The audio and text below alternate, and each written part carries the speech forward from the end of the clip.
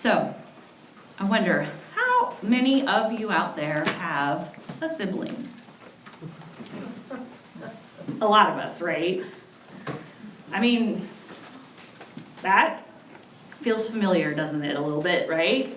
We've all had a bit of that go on in all those years that we spent growing up with that person or those people who are part of the most intimate part of our lives, our family of origin.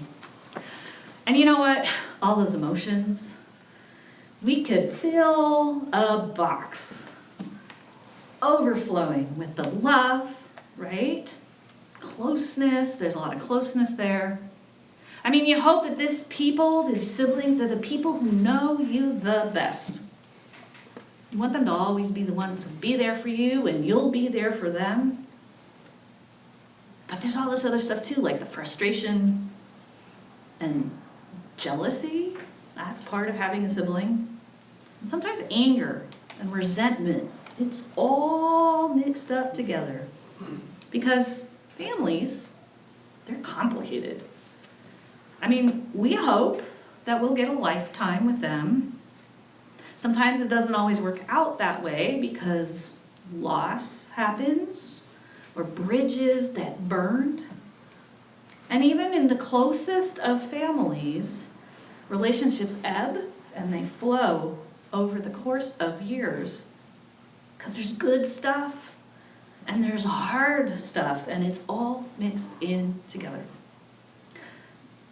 So, as soon as we hear those words, a man had 2 sons. Well, there's a million different stories we could tell just from that little beginning. That's why I think this parable is one of the biggies. There's a lot in this iconic parable, and there is even more that has been packed into it over the years since Luke first included it in his gospel. It's been cast as an allegory of repentance, of grace, of the perils of work righteousness or exclusive religious codes, and even as a critique of ancient Near East parenting. But the thing is that none of that really captures the incredibly real and very relatable family drama that's right at its heart. Of course, Luke doesn't help because even though this story is unique to his Gospels, scholars speculate that it came from an oral tradition about Jesus that was circulating in parts of early Christianity that were probably isolated from the cross-pollination that was happening between major Christian centers like Jerusalem and Corinth. He gives us this incredible gem, does Luke, and he's great for that, for giving us stuff that might have otherwise have been lost to us. But he also likes to include his own interpretation. Luke wants us to read this parable of the lost son as Jesus' defense of his controversial ministry with people that are considered to be outsiders and sinners. Luke's framing of his parable most likely reflects the types of family tensions that were actually going on in the rapidly expanding Christianity of his own day at the time that he was pulling together his Gospels. The Jesus movement, it had started out as a sect within Judaism, but it soon needed to figure out a way to agree on how Gentile converts would fit into the mix too. So of course, tension, right? I mean, we've all read it in the book of Acts, which is like a sequel to Luke's Gospel. There was a lot of debate and drama around that topic. And of course, Luke never misses a chance to make sure that we know that Jesus is on the side of welcome and inclusion, which is how that's become an incredibly important and core tenet of our faith today. And thank you, Luke, for that, because it's hugely important to us. But in this case, it might have also led to a long tradition of anti-Jewish interpretation of this particular parable, because it kind of opens up the door for casting those Pharisees and later on Jewish people in general, as Christianity evolved, into these legal hardliners who needed Jesus to introduce them to ideas like divine mercy and grace and forgiveness. Now, all we have to do is look at that psalm that we read today to see that mercy and forgiveness has always been a part of the human relationship with God. Jewish New Testament scholar Amy Jill Levine suggests that we set aside Luke's framing of the prodigal son sometimes, as well as that subsequent tradition of interpretation as an allegory for some sort of newer, kinder, gentler view of God. And instead, she invites us to take the opportunity to return to the actual family tensions and search for family wholeness that are found right there in the parable that Jesus himself told. Now, she's not saying that we reject Luke's presentation entirely, but rather that we take the opportunity to pan out for just a bit so that we can include the other two parables that it's actually been grouped with. The parable of the lost sheep and the parable of the lost coin. Now, our lectionary doesn't always do us favors on this front because it skips them in today's reading. It's what fits right in there in the middle between that first sentence and when we start the parable. And then we don't actually read those two parables until September, by which point we've forgotten this one entirely. Or at least that they went together somehow. So I'm just going to give you a little thumbnail sketch so we can remember. In the first one, a shepherd discovers that he has lost one of his 100 sheep. So he goes out and he feverishly searches and scours hill and field until he finds that one lost sheep and brings him back so he can have a huge party with his friends to celebrate that he's found this little sheep. In the second one, a wealthy woman discovers she's lost one of her silver coins. So she just searches under every piece of furniture, frantically trying to find it until she, finds it. You know how that feels, right? And then she invites her girlfriends over for a bit of rejoicing. You can see the pattern. There's a loss, something gets lost. There's a search, then it's found, and hooray, there's a celebration. Now, family relationships are way more complicated than sheep or coins, that's for sure. But the basic pattern still fits with the parable, doesn't it? Only in this case, this man has two sons, and one way or another, he's managed to lose them both. First, there's this younger son. Now, does he seem like maybe he's the golden child who's been, indulged, possibly even spoiled a bit? Looks like it to me. In the Bible, younger sons are often the favored ones. I mean, think about Jacob, David, right? But you know what I think? It takes some real chutzpah to say, Dad, I am out of here and I want my future share of the family business with me so that I can do with it as I please.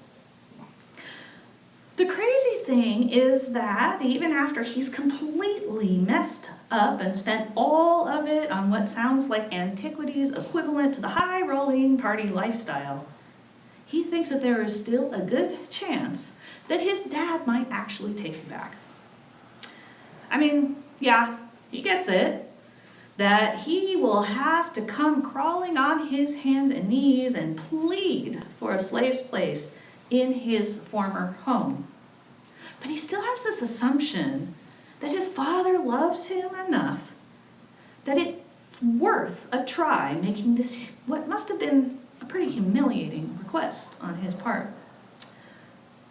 I mean, I think he burned his bridges pretty good already, but he still has the sense that he can always come home. Now, stepping back to that father, can you imagine the grief and the hurt and the worry that he had suffered on that day as he watched his beloved son walk away from their family? Like many parents, he's clearly willing to give his child everything that he has to give. But you know what? It still wasn't enough. And now he's lost him. He doesn't even know where his younger son is or if he's even alive. And I'm betting that every day and every night he scans the horizon, hoping against hope that this son will return one day.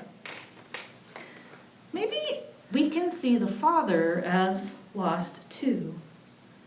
He seems lost enough, lost in his mourning and grief of that younger son. And in the process, it seems like his older son might be slipping away too. Now, admit that I'm borrowing from the tropes of classic literature and fairy tales here a bit. You know, the ones that I'm thinking of where the father loses a wife or a child and retreats into grief, leaving that surviving child in the care of someone else. And I wouldn't go that far in my speculations around this parable because clearly the father and the son are still living together in the same house. But that eldest son and him, well, there's something going on there. I'm guessing that this grief that the father carries, it's sitting there like a wedge between them, pushing them further and further apart. I mean, that kind of jealousy and resentment and anger that the elder son lays on his father when he comes out to talk to him on the hillside, well, it sounds like something that's been building up inside of that son for a long time, possibly even years. And you know what? Welcoming that scoundrel younger brother of his home with open arms, well, that sounds like that was just the last straw.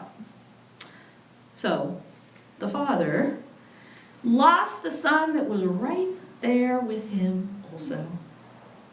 Whereas the younger brother assumes he's loved no matter what, this older son wholeheartedly believes that he is in fact unloved. He has been completely taken for granted. It may be justifiable, or maybe it's just this warping of his vision that happens because of all of that jealousy and resentment doing the destructive thing that it tends to do inside all of us. And even after his father pleads with him, that older son, well, he may or may not come back inside and join in the celebrations. We just don't know because the parable doesn't tell us. Have I shared yet with you all how popular murder mysteries are in the Doar household? It's the one genre of TV that completely and reliably overlaps for Matthew and I, so we watch a lot of it.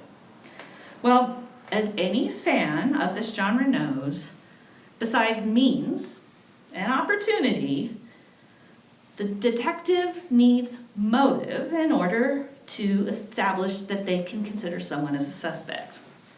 And you know what one of the biggest motives is for murder that comes up in episode after episode, no matter what the series is? Sibling jealousy. I can see some of you shaking your head. You can think of it in all those different shows. I mean, we've heard the line before. She's got everything and I got nothing. It's like mom always loved her more than me. And I just snapped. Favoritism, resentment, it can lead to death. Maybe not always literally. But it sure does tear apart relationships and families because we've all seen it, both in fiction and in real life. Whichever way you look at it, this family that we're hearing about today, well, they're pretty torn apart. Now, I can only speculate on all of the manifold regrets that this father holds in his heart. But what we do know is that he never stops searching and seeking to restore his family to wholeness. I mean, he literally runs out of the house and to see that son when he's still far off. He's only just caught a glimpse of him on the horizon and there he goes. I mean, he barely even gives the son a chance to get out the first part of his appeal to his father before he's wrapped this kid up in his arms and welcomes him home wholeheartedly. You know what else? He sees that son, the one that had stayed behind, the elder one, out there standing on the hill, stewing in his cloud of anger. And he also rushes out to him, just so that this son will know that he too is beloved. He wants him to come back inside and be part of the family. I think this is no pat tale of repentance and forgiveness, like it just happens. Because we know that how families work, there's a lot of issues here, and it will take a lot of time to resolve all of that stuff between the three of them. I mean, whatever took the place of family therapy back then, they're going to need a lot of it. I think rather that the parable shows us the opening up process that is necessary for reconciliation to start. It's that very first movement that puts us on a path that can take us towards wholeness. Because instead of burning bridges, they're starting to rebuild them, little piece by little piece. It's going to take time. Full repentance and true forgiveness, that could, in fact, take them years. But there's one thing that's for sure.